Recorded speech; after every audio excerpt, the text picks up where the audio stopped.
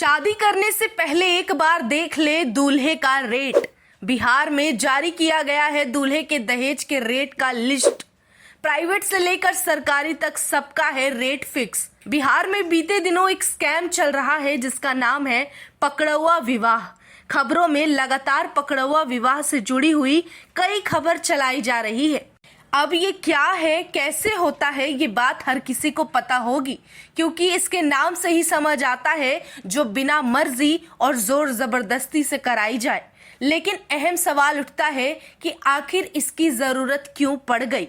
इसे लेकर कई मीडिया संस्थानों ने अपनी ओर से जांच पड़ताल की है और छानबीन करने के बाद जो रिपोर्ट सामने आई वो हैरान करने वाली थी। पकड़ौआ विवाह करने का मुख्य वजह दहेज से छुटकारा पाना पाया गया है। अब ये सोचने वाली बात है कि जिस दहेज प्रथा को बिहार सरकार ने डंकी की चोट पर बंद करवाया था, अवैध बताया था, आखिर वो बिहार में इतने धड़ल्ले से कैसे चल रहा है। उससे भी आश्चर्य तब होता है जब आपको ये पता चलेगा कि बिहार में दहेज प्रथा के लिए बकायदा एक सूची निकाली गई है जिसमें कि दूल्हे के काम यानी कि जॉब के हिसाब से उसकी रेट फिक्स है।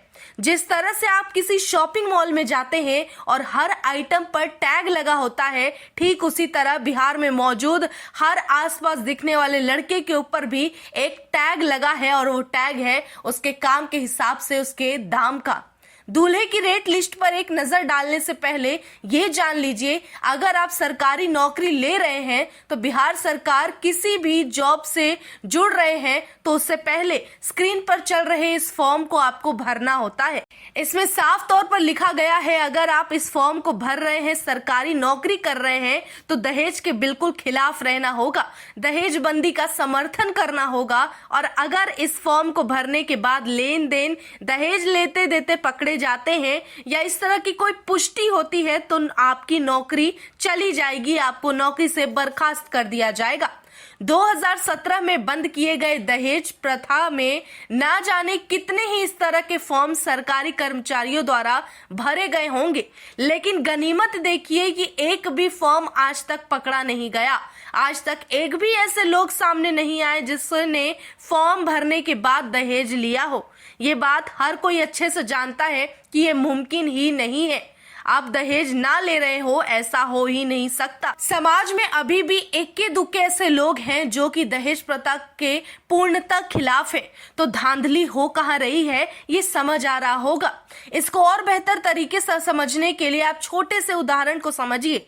शराबबंदी भी नीतीश कुमार ने बिहार में बंद कर दी, लेकिन आए दिन शराब के कारण, विशेषकर देसी शराब के कारण कितने लोगों की मौत होती है ये खबर में सामने पढ़ने को मिल जाता है।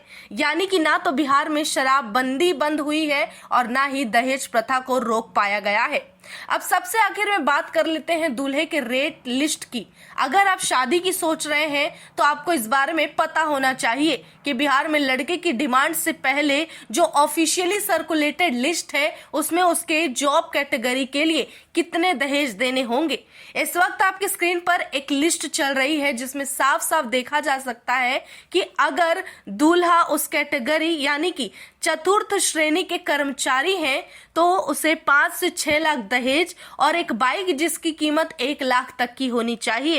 इन सब के अलावा लड़की वालों को चाहिए कि वो जेवर और बर्तन और घर के इस्तेमाल होने वाले सामान बेटी को दे, ये कहकर कि बेटी को जरूरत पड़ेगी, बेटी को वहां सुविधा मिलेगी और ये डिमांड भी लड़के वालों की तरफ से की जाती है। अब सबसे बड़ा सवाल ये खड़ा होता है कि अगर दहेज प्रथा बंद है तो ये लिस्ट क्यों है, और अगर ये लिस्ट है, इस पर काम हो रहा है, लोग इस तरह से दहेज ले रहे हैं, तो अब तक एक भी ऐसा सरकारी कर्मचारी बिहार सरकार की तरफ से क्यों नहीं पकड़ा गया जिसने दहेज लिया हो या दिया हो। क्योंकि ऐसा कोई नहीं है जिसका हाथ इसमें ना हो, जो कि इन सब चीजों में संलिप्त ना हो। इसका मतलब सीधे तौर पर यही है कि पूरी तरह से दहेज प्रथा जिसे बंद कराया गया था वो बेकार है, वो बिना किसी मतलब का है।